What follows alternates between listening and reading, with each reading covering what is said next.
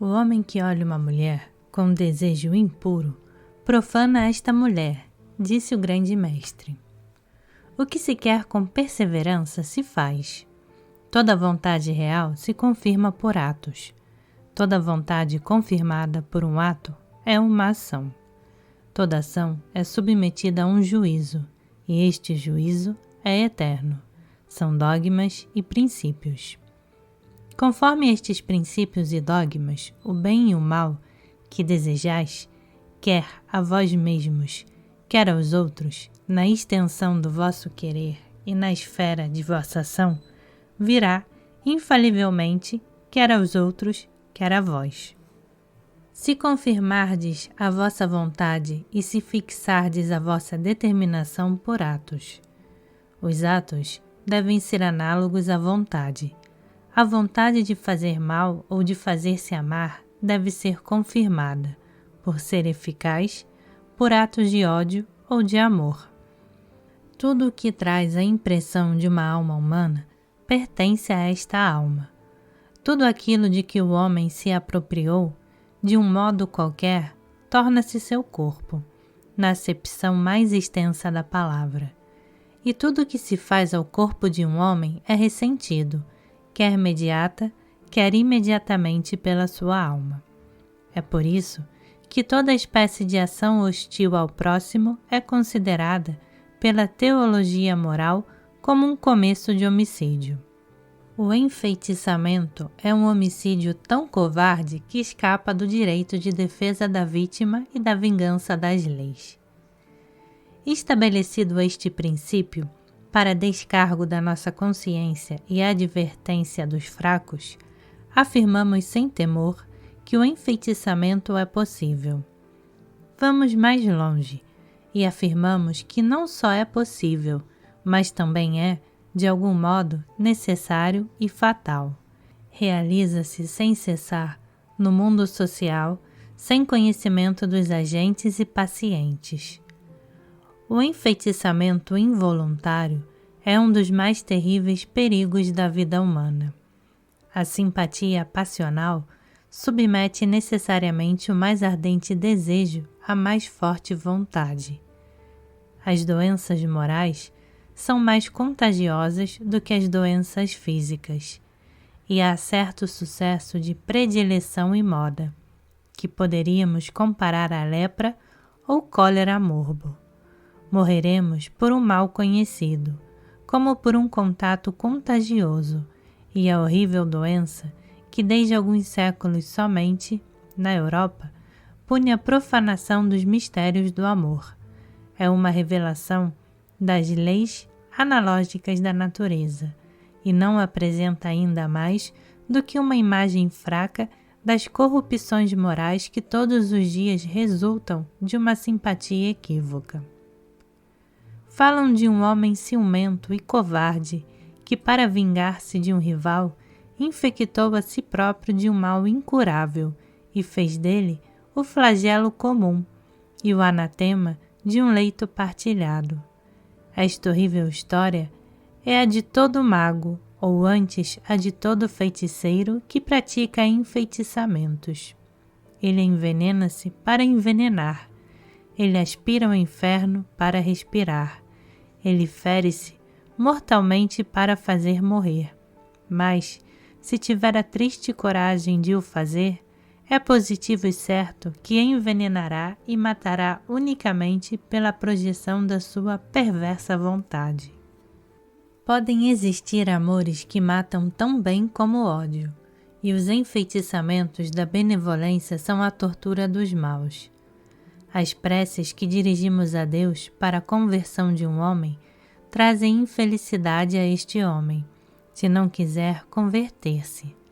Há, como dissemos, fadiga e perigo em lutar contra as correntes fluídicas excitadas por cadeias de vontades unidas. Há, pois, duas espécies de enfeitiçamentos, o enfeitiçamento involuntário e o enfeitiçamento voluntário. Pode-se também distinguir o enfeitiçamento físico do enfeitiçamento moral. A força atrai a força, a vida atrai a vida, A saúde atrai a saúde. É uma lei da natureza. Se duas crianças vivem juntas e principalmente se dormem juntas, havendo uma fraca e outra forte, a forte absorverá a fraca e esta perecerá. É por isso que importa muito que as crianças durmam sempre sós. Nos colégios, certos alunos absorvem a inteligência dos outros alunos, e em todos os círculos de homens, logo se acha um indivíduo que se apodera das vontades dos outros. O enfeitiçamento por corrente é uma coisa muito comum.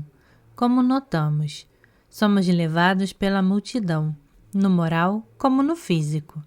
Mas o que mais particularmente temos de constatar neste capítulo é o poder quase absoluto da vontade humana sobre a determinação dos seus atos e a influência de qualquer demonstração exterior de uma vontade até sobre as coisas exteriores. Os enfeitiçamentos voluntários são ainda mais frequentes nos nossos campos, porque as forças naturais, nas pessoas ignorantes e solitárias, agem sem serem enfraquecidas por nenhuma dúvida ou diversão. Um ódio franco, absoluto e sem mistura alguma de paixão repelida ou cupidez pessoal é uma sentença de morte para aquele que o seu objeto em certas condições dadas. Digo sem mistura de paixão amorosa ou cupidez, porque um desejo, sendo uma atração, contrabalança e anula a força de projeção. Assim, por exemplo, um ciumento não enfeitiçará nunca eficazmente seu rival, e um herdeiro cobiçoso não abreviará pelo único fato da sua vontade os dias de um tio avarento e vivaz. Os enfeitiçamentos feitos nestas condições recaem naquele que os opera e são antes salutares do que nocivos à pessoa que é o seu objeto, porque a desembaraçam de uma ação odiosa que destrói a si própria, exaltando-se fora da medida. A palavra enfeitiçamento, muito energética na sua simplicidade gaulesa, exprime admiravelmente a própria coisa que significa. Ação de tomar, por assim dizer, e de envolver alguém num voto, numa vontade formulada. O instrumento do enfeitiçamento não é outro senão o próprio grande agente, que sob a influência de uma vontade má, se torna então real e positivamente o demônio. O malefício, propriamente dito, isto é, a operação cerimonial com o fim de enfeitiçar, só age sobre a vontade do operador e serve para fixar e confirmar a sua vontade, formulando-a com perseverança e esforço, duas condições que fazem eficaz a vontade. Quanto mais a operação é difícil ou horrível, tanto mais é eficaz, porque age mais sobre a imaginação e confirma o esforço em razão direta da resistência. É o que explica a bizarria e até a atrocidade das operações da magia negra entre os antigos e na Idade Média. As missas do diabo, os sacramentos administrados a répteis, as efusões de sangue, os sacrilégios humanos e outras monstruosidades que são a própria essência e realidade da goécia e da necromância.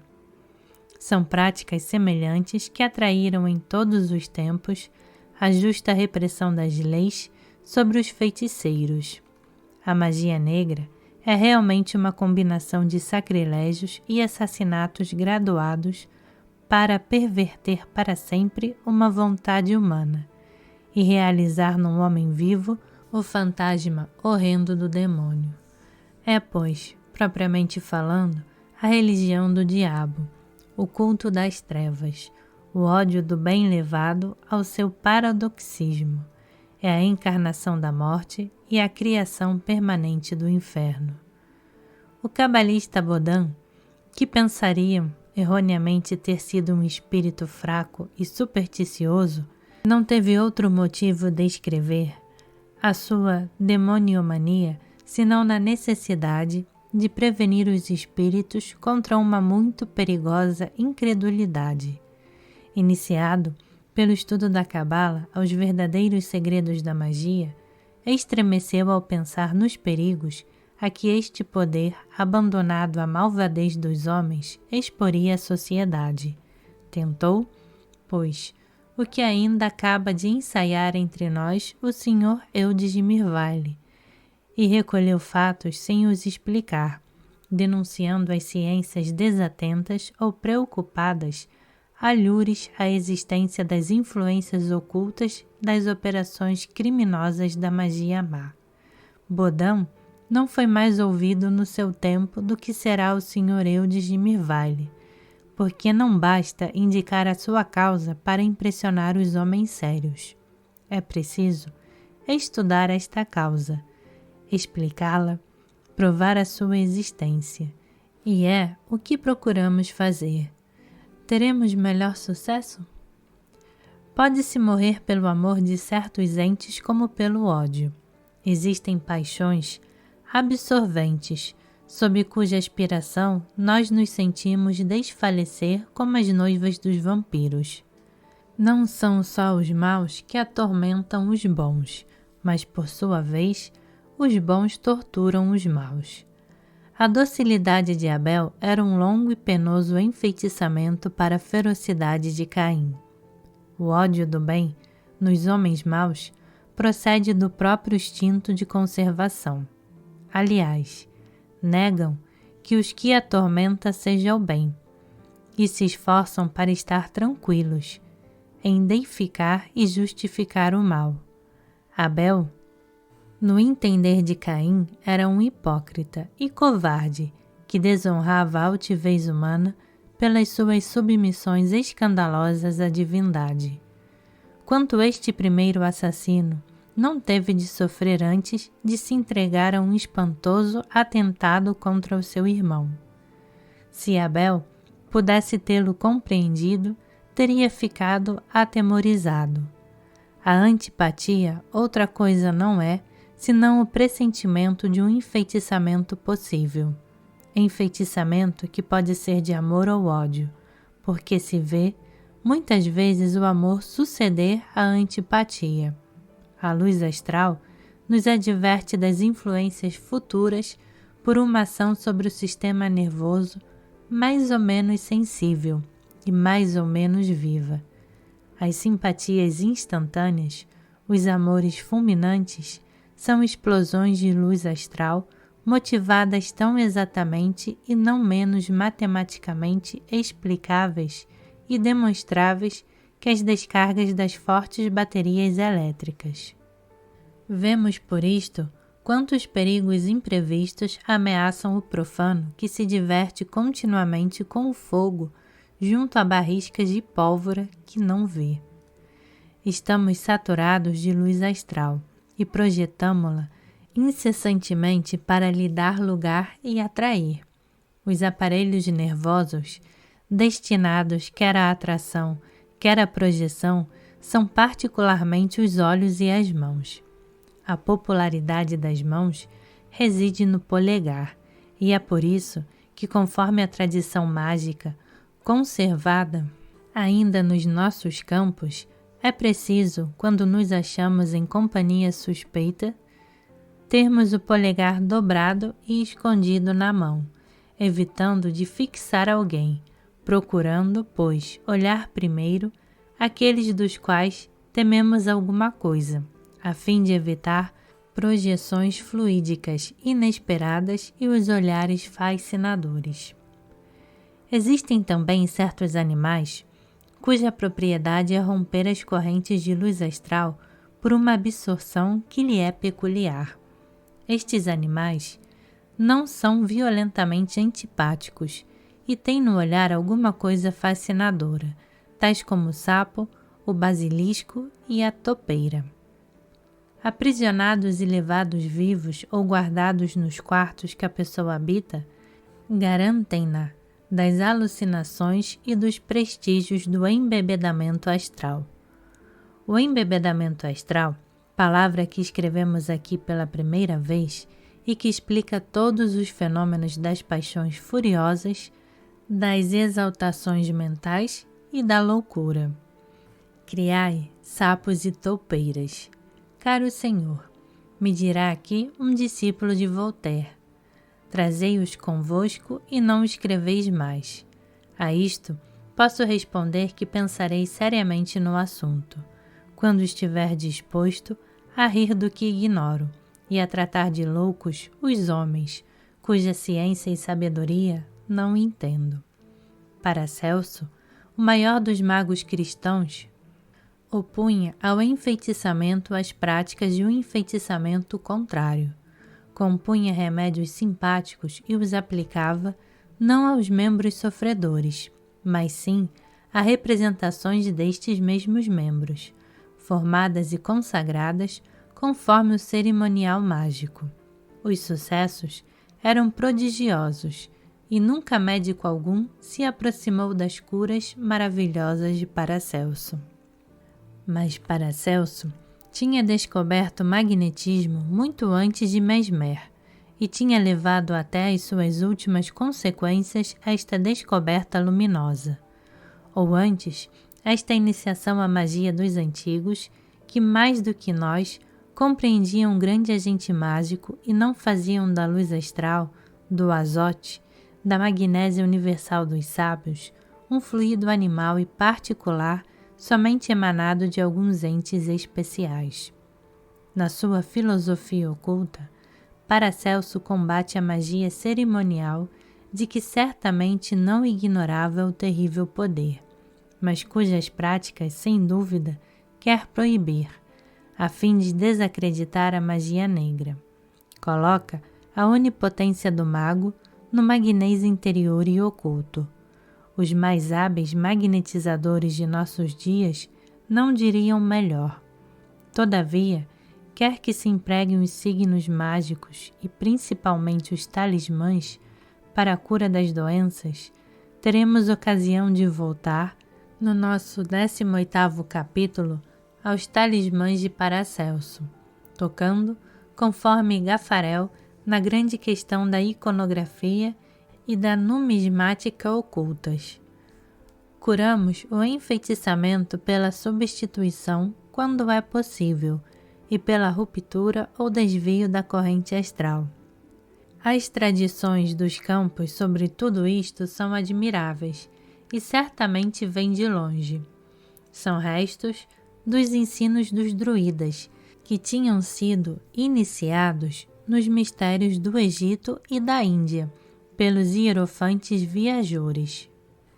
Sabem, pois, em magia vulgar que um enfeitiçamento, isto é, uma vontade determinada e confirmada de fazer mal, obtém sempre seu efeito, e que ela não pode ser retratada sem perigo de morte.